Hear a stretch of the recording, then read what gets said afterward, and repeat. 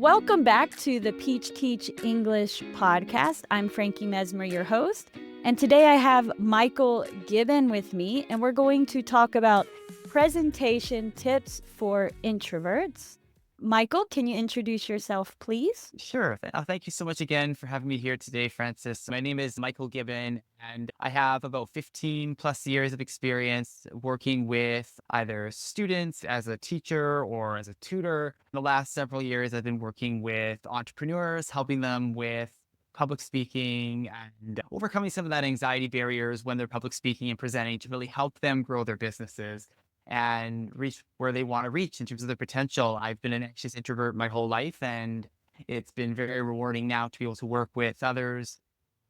I've walked the walk. We're all a little bit different, of course, but walking that walk has been a real joy to now be able to help others. And I'm really excited to be here today and be able to connect with all of you and collaborate for the next hour about how introverts can continue to excel in their speaking abilities. Thank you for that introduction, Michael. I'd like us to start by sharing our stories with public speaking. I actually haven't done any public speaking in a long time, but next Sunday, I will be giving a 45-minute presentation at a teacher conference, and I'm pretty excited about it, also very nervous, but I'm excited to face this fear and become a better public speaker. I think one of the reasons I have this fear of public speaking is just as a younger girl, I had some scary moments where I would stand in front of people and I just forgot all the words. I would get really shaky. I just didn't want to feel that way again. But now I'm ready to give it a try and face that fear. So what about you, Michael? What's your experience with public speaking? When I was public speaking, growing up, there was a lot of bullying and a lot of dysfunction. And so I really went inward and turned inward from that experience of public speaking. It was a lot of negative experiences with that.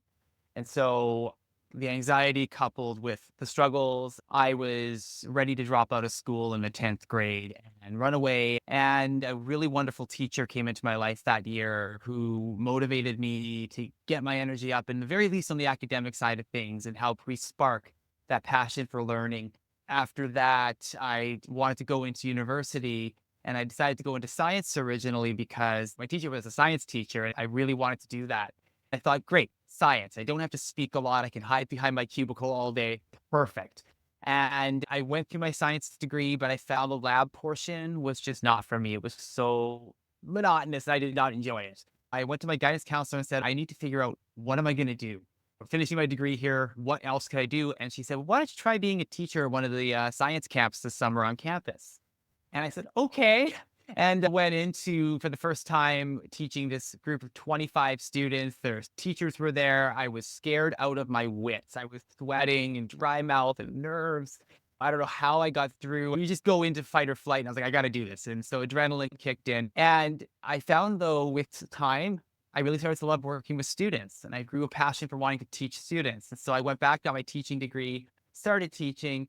After a couple of years in the classroom, I just found 32-on-1 ratio was not conducive to ideal learning for children, and I was getting burnt out. And I went and decided to become a tutor, open my own tutoring company, but business, I knew nothing. So it was a struggle. And when I hired a coach, my coach said, Michael, you got to get up from behind the computer. Why don't you come network at this event, this group called BNI? And I said, what does BNI do? And he said, well, they go in for like a minute and you share what you do and who you help. It's in front of a group of like 30 or 40 of us every week, and it's a great opportunity. And I said, with all respect, are you nuts? I don't do that. And I went in my first time, abysmal presentation, scared again, sweaty, nervous, and wanted to run. And afterward, one of the people said, Michael, can I talk to you for a second? And I thought, oh, I'm getting told thanks, but no thanks. Instead, they said, here's some tips for next time. And that for next time was a catalyst of getting a little better, learning more, keep going. And now I'm president of that chapter 10 years later. And it's been just this adrenaline of, you can do this. And I've learned a lot, and I'm forever grateful to that community and now being able to help others with public speaking. Wow, that's such an inspiring story, Michael. And I think it's really interesting that someone who is like a teacher, we stand up in front of people all the time, but we can still be so scared with public speaking. It's like a similar situation, but I guess there's a different kind of anxiety around it. It's Uh, really cool that you overcame that. Mhm. I think part of it too, when you're teaching in front of students, it's not your peers. So if there's any sort of like, whether it's baggage or whether it's stress talking for other reasons that maybe you're stressed talking with fellow peers, it's a different lens versus when you're working with children and youth. It's just a completely different energy. I think sometimes that can be compartmentalized. As the teacher, you already feel like you've earned some kind of respect or authority, and maybe with the public speaking, you're worried what people will think about you. I agree, Michael. I want to hear from the people here. What are your experiences with public speaking?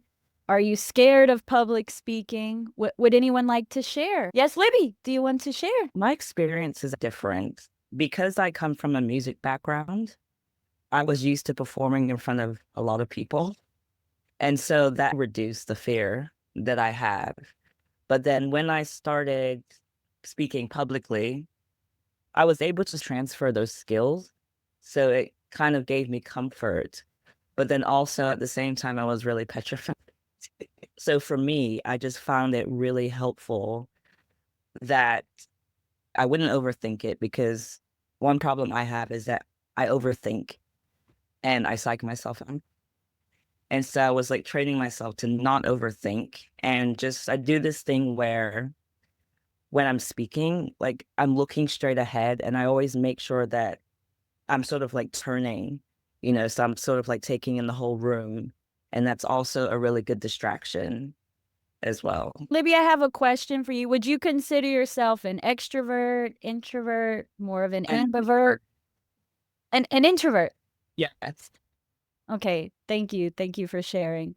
Would someone else like to share? Juan? Okay, I was also very afraid of public speaking since always. I have never lost my nervous, including in this moment. I am nervous. However, out of a need to get a hit, I was given the opportunity to start at the age of 20 when I was hired to teach computer class to young people. I lost the afraid of public speaking. So, Juan, are you saying now you're no longer afraid of public speaking? You've overcome this fear.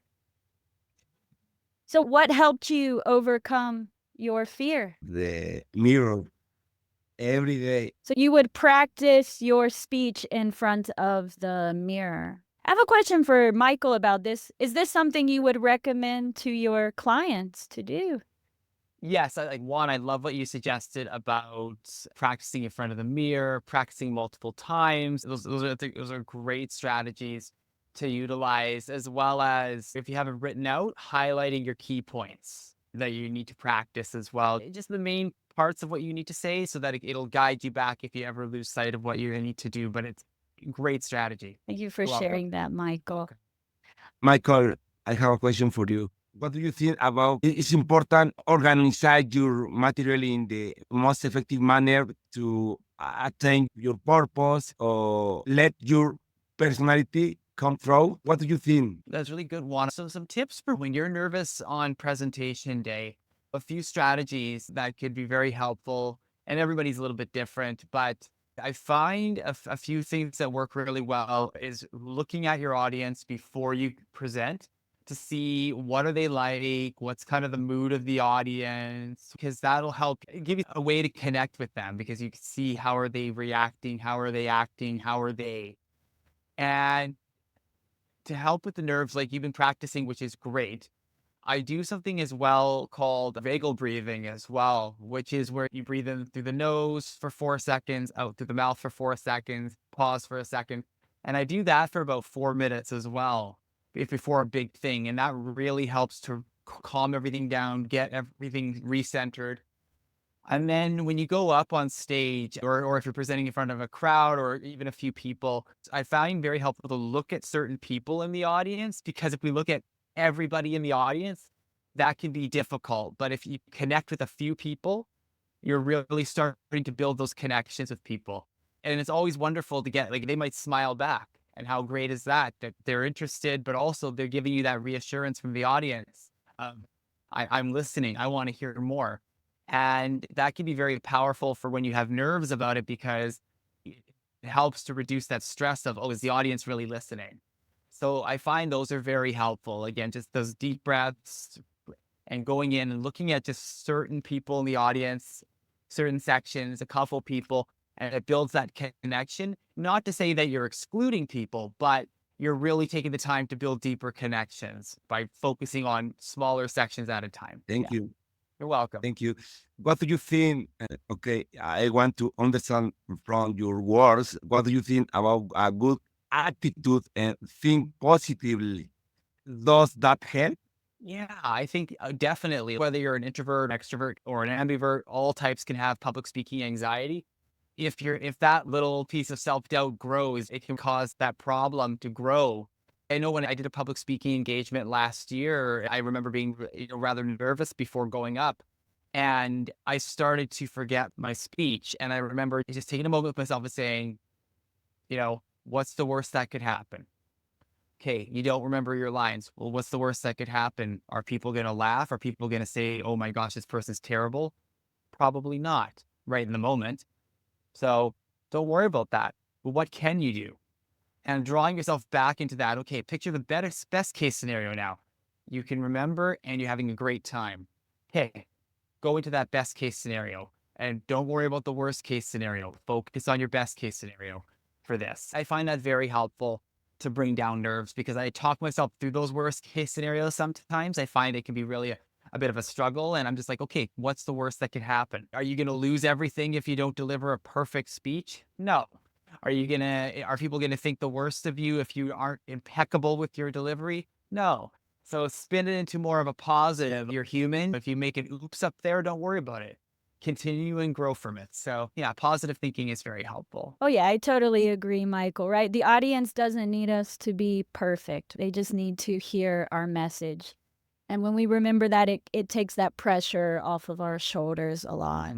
It really does. As well, there was an article Lisa Fritcher recently wrote for Very Well Mind that 77% of us have some varying degrees of anxiety about public speaking. So just using those different exercises to reduce anxiety can be very, very helpful. But also really realizing that unless it's a tech failure behind the scenes, any failure upstage, we have to own, but also say, okay, what can we do differently for next time? And not necessarily view it as a failure, but view it as, okay, we didn't hit our optimal success, but we're on the road to success, but we've hit a roadblock. What can we do to clear that roadblock? It can be very helpful. Taking time to reflect afterward is very helpful, but even before the speech, go in there and look at the group, get a read of the group, and focus on certain people, because when you're doing a speech, connecting with your audience can be a huge way to develop that positivity live when you're on stage. And you might go slightly off path of your perfect speech, but that's okay, because you're connecting with your audience, and that's what people are going to remember over whether or not your speech was perfection. Because sometimes those imperfections can create the impressions that are really great. Yeah, and that's how we connect with people, right? Because none of us are perfect. Speaking about this, I remember when I was 14 years old, my mom made me do a beauty pageant. It was 9th grade. There were many different parts where I had to be on stage in front of people. And almost every single time, if something could have gone wrong, it went wrong. So I remember the first thing was like the opening dance. And one of the masks that we had to wear was like way too big for my face. And for some reason, that was the one I got that day. And so like the mask was like this, and I needed to move on the stage, but I couldn't even see correctly. And that was really frustrating. Then like the next time I needed to go up on stage, it was to give my introduction. But there was like technical problems, like you said, with the mic. And so someone was dealing with the mic and fixing it, and it just like threw my whole rhythm off. And also it took the spotlight off of me, which I needed in a beauty pageant. And then later, when it was time for me to do my talent, they opened up the curtains before I was on stage. It just like really bad organization there. It made me even more anxious. But like you said, you have to be able to adapt to those situations. I just didn't have the experience with it. How would you recommend someone handle those kinds of situations? That's a great question. And kudos to yourself for at 14. I can't imagine like the stress of that, and just thank you for sharing that and overcoming when those moments happen. And again, it's just we don't live in a perfect world. There's going to be those oops moments that happen, whether the PowerPoint doesn't work or whether this doesn't work or the lighting's not optimal. Or I remember I was delivering a speech one time and my PowerPoint crashed the first 30 seconds in. And it was like, I felt at the time, I was like, oh boy, is this a lifeline? And it was a turning point for me because it was like, no, you can't make this a lifeline. You have to adapt. You have 30 people that are ready to learn from me for the next 10 minutes. Do the best you can do. And we just switched it up and made it into another activity. I still had my paper of notes print off ready to go. So I still had that as a guideline, which is good to have because you never know. So it's good to be prepared. But we adapted it and we did some more interactive activities. And you know what? That was probably even better because we all got to know each other more. When you're building that visibility or building that trust in a way versus just positioning yourself as someone to talk. Because when you're presenting as you grow in your skills, you want to be talking with people, not at them. So it ended up being for the best because there's lots of silver linings that come with those oops moments. And yeah, and it's just being able to overcome that. And again, going back to that, what's the worst that could happen? Well, okay, the PowerPoint doesn't work. You adapt your plan and you go on. If you've practiced beforehand, you will have the confidence to know you're there. They brought you in to present. There must be a reason you're there, and just do the best you can.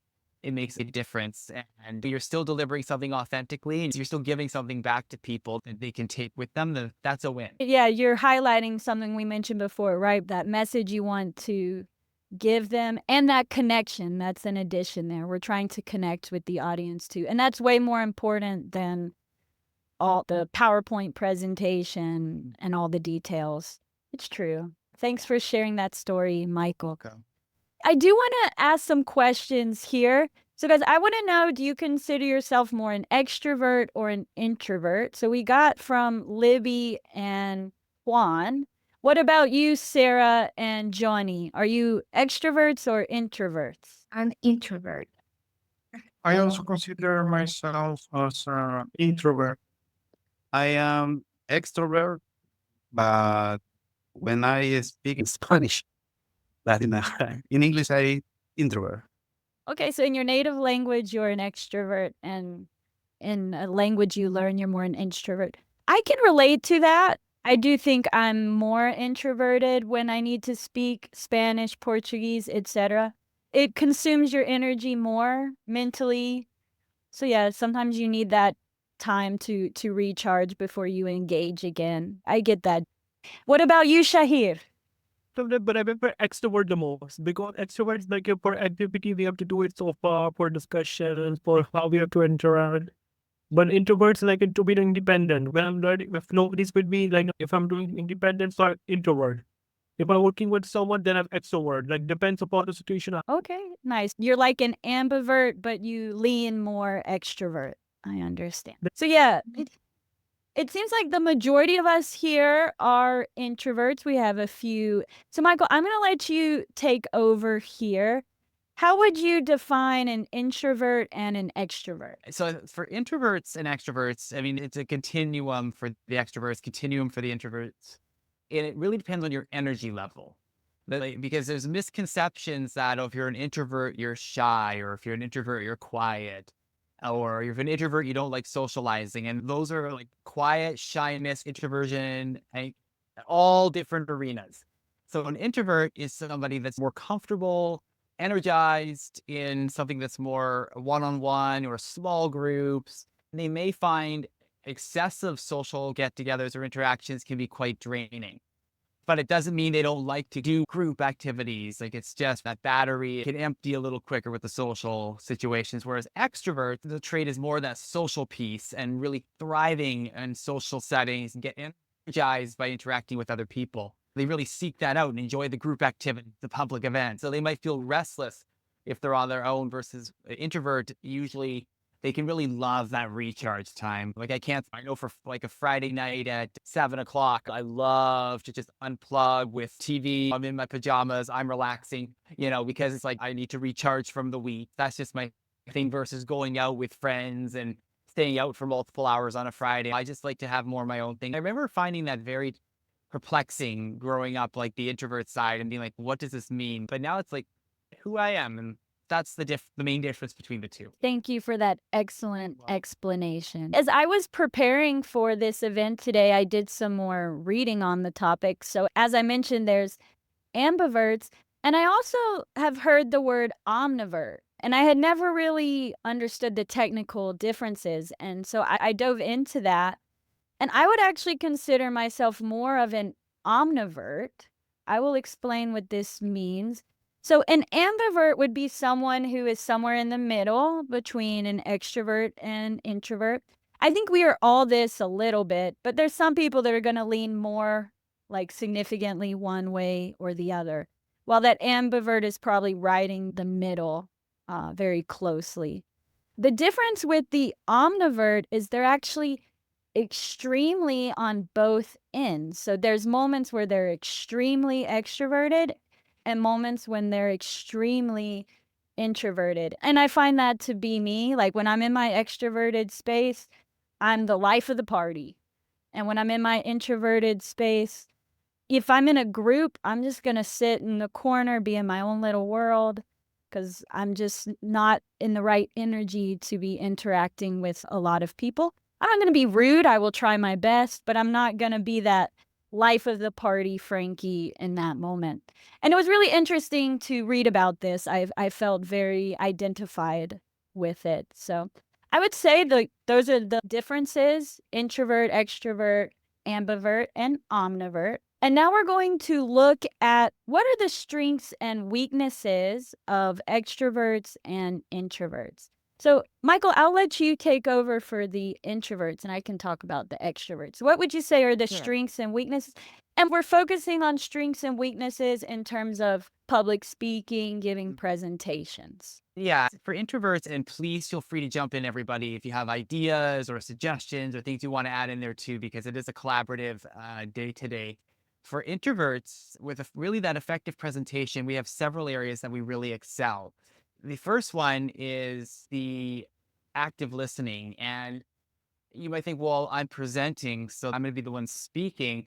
But before going up and speaking, where we can really gauge the tempo of the room by having some of those conversations before we go up and really listening to people and getting a sense of what they want and what they're looking for, what their needs are.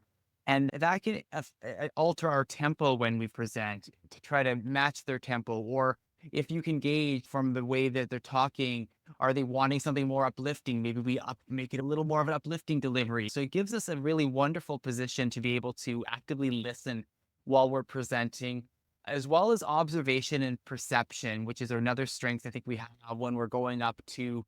We can really look at people and perceive and observe what they're thinking, what they're feeling, what their audience conveying, and that can really help us when we're presenting, because we can make little adaptations and tweak things as we're presenting that can make that impact because we're connecting with our audience. And as well, again, I know we've talked about it a few times, but that thoughtfulness and preparation, and we really like to prepare, and sometimes to a fault, but it's good to have that preparation, once a day, a week leading up, or 2 weeks leading up, preparing and looking it over and studying what we're saying, but trying to find that balance between being expressive and polished versus sounding robotic. Because if we sound robotic up there, that can be detrimental. So it's just being mindful of how much we're preparing can really make a difference. And also, we are very reflective people as introverts. And it's good to have that reflective lens on for after the presentation, getting feedback from people, seeing how it went. But at the same time, making sure that we don't let that become a negative feedback loop, to take it as a step toward growth when going up. And also, this is not necessarily a weakness, it's just an area to develop, is being really mindful of our energy, where we channel our energy when we're going up. If you're really nervous, again, nervousness and anxiety are separate concepts, but being nervous or anxious for a presentation, take the time to really be good to yourself before you go up if you're an introvert. If you need that time to have a full social battery or a fully charged battery, go for it. Take the time to meditate, take the time to have your water, take the time to decompress for a bit before going up. And then afterward, that can really make a difference, because that's going to give you that chance to be just so powerful up on stage, and it can make a great difference. Wow, those are so many great qualities. Thank you, Michael. No problem. Would anyone like to add any like strengths or weaknesses that you think that introvert energy can affect in public speaking? Yeah, I am understanding, Michael, taking this away from you. Share your passion, be authentic, understand your audience, and be prepared to adapt. For example, find out that inspires you and organize your presentation around the topics. When you talk about the topics that truly matter to you, you will engage more with the content. Your enthusiasm will be contagious, and your audience will feel the energy. When you do research to prepare your speech or presentation, you will tend to go deeper. When the topic interests you, you will also be more likely to speak from your own experience on topics that you're passionate about. You will enjoy speaking more often about the topics that inspire you, and therefore gain more practical experience in those areas. Over time, this can even help you become an authority on your topic. These outcomes will help you stand out from the crowd, connect with your audience, and provide relative value to them. I think, Juan, that was excellent. If you're authentic and it's something you're passionate about, it's just going to help you to connect even more with your audience. And I love what you said about being authentic. I mean, I know that word, it's a buzzword that we use a lot, but it really does make a difference. If it's something that comes from not just in here, but from in here, it can really make a difference to your audience versus, oh, okay, they're talking about facts X, Y, and Z. You're giving something to people when you present, and they're giving to you as well by their being there, and they're wanting to learn, and it's beautiful. Yes, and Shahir wanted to add something too. So I completely agree with Mr. Michael and John. So for the introverts, the stress is that we have to work hard. Like we have to understand how we have to be organized. We have to have good energy. We have to be responsible at what we have to do at SOPA, how we have to prepare the presentations in order to communicate with the people while giving a speech, a business meeting, for everything. What are the situations our facing SOPA are like any issues? And weaknesses like overtaking and laziness. That you have fear of something and overtaking. Oh my God, I don't understand. What can I do? What can I do? How can I say? How can I say? Then later on, it takes time to improve again and again. It teaches how you struggle. As in YouTube, you can have to clear concepts. Without concepts, you're not able to do anything in your life. Understanding is important in the situation. Like for communication skills, it's also important for words like, oh, I don't want to meet people. This is not acceptable. This is the weakness. That's important. Thank you, Shahir. Michael, I think you said something really insightful. I liked it. You know, you don't want to see them as weaknesses, right? And in general, if we do have a weakness, we need to see them as opportunities to grow. They don't have to be our weaknesses forever. I really liked that perspective. You're welcome. We can transition into the extrovert side of things here. This is stereotypical. I don't think this is true for everyone, but I do think extroverts are more known for being very charismatic and energetic, which can be really exciting and fun in a presentation, right? But if extroverts aren't careful, you could distract from the real message. So you can be fun and charismatic, but you also need to make sure you're connecting with that audience and focusing on what the message you really want to get across. And that's what introverts are so good at, that planning and the insightfulness of really getting across that message and connecting with the audience. I think as well for the introvert extrovert as well, it's that when you're an introvert, it doesn't necessarily mean that you struggle with social skills in terms of be going out and socialize. You can still be an introvert and socialize a lot and with people and do all these things and make friends easily. And you could be an extrovert and struggle in those areas because it could be other components that are in the mix as well, not just because introversion and extroversion is really about the energy level and how you channel it and what you do best with that. Yes, totally.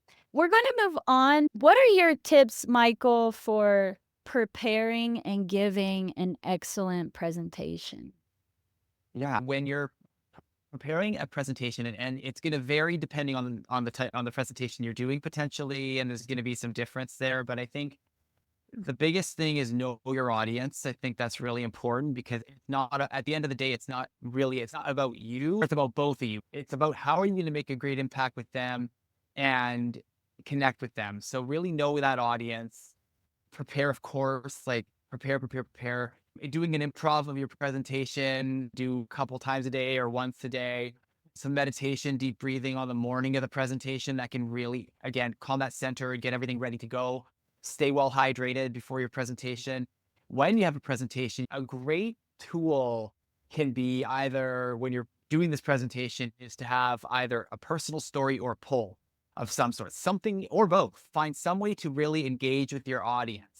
And by sharing something personal, it can open the door to the authenticity that was mentioned earlier and also that vulnerability. Because if you're vulnerable on stage, and it doesn't matter how much vulnerability you show, because it might vary depending on your audience, but if you're showing that openness and that side of yourself, then you have people that are in your corner and it creates that immediate community instead of a separation of presenter and audience. It starts to merge the two, which can be very powerful.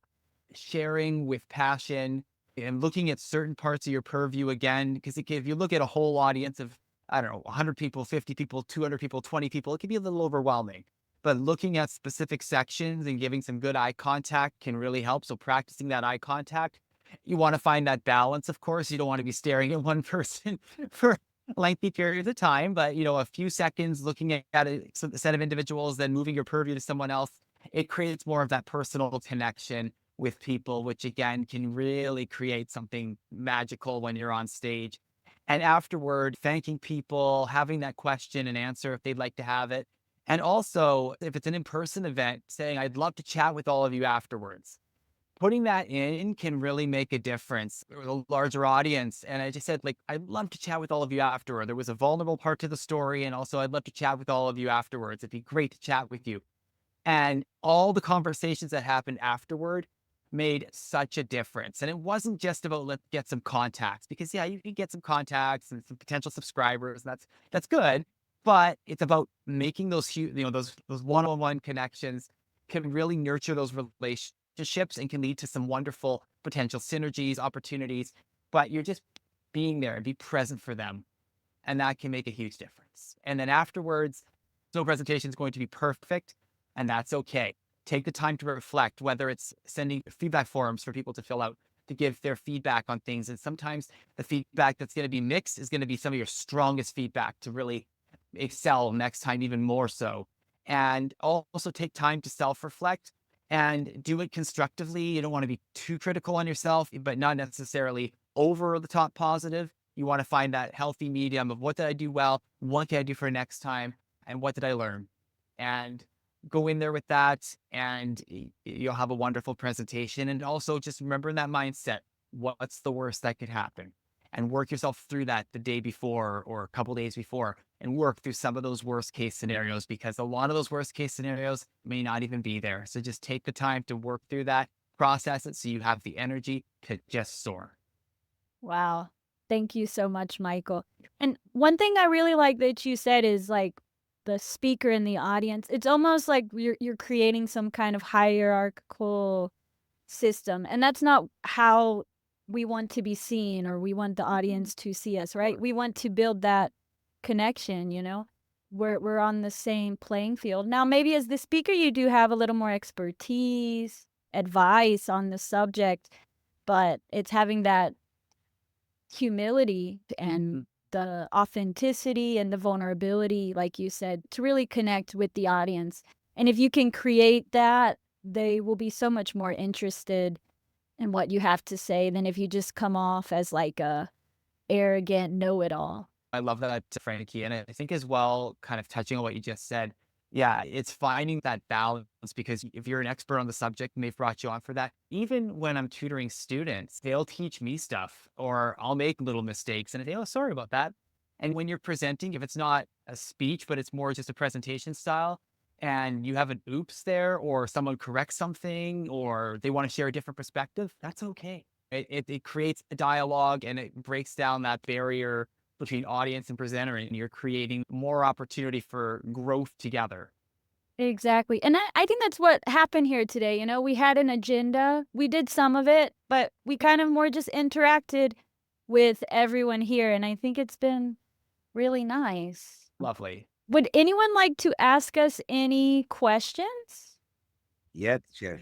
I am understand and learning this from you, and just adding other point. For example, Michael, I have listened to and admired public speaker. One thing that has become clear to me is that even the most experienced and confident speakers stumble, mix up their words, repeat themselves, and even forget what they are saying. They don't want to do this, but what makes them unique is that they do their presentation knowing that these little mistakes don't get the better of them. In other words, they are mentally prepared to adapt, and by being prepared, they take the pressure of themselves to deliver perfection, which of course make them more comfortable. In short, I mean that audience like to hear from people who are real and willing to allow themselves to be vulnerable, so relax and be prepared to adapt as often as you need to. Absolutely. I love what you just said, Juan. Some of the best speakers adapt.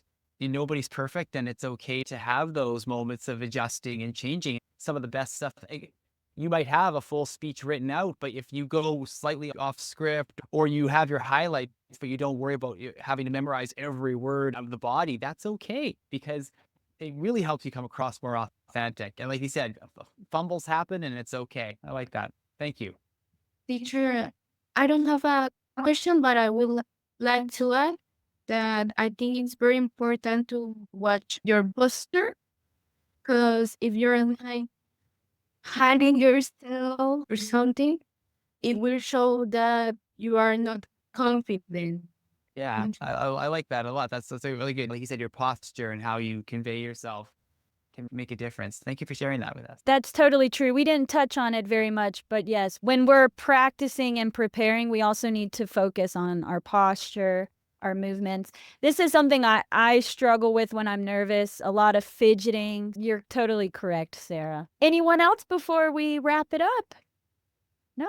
Okay. Well, Michael, thank you so much for joining us. Could you share how they can reach you? Sure, I'll post my link to my website and LinkedIn below. If anybody would like to connect, I'd love to connect with you.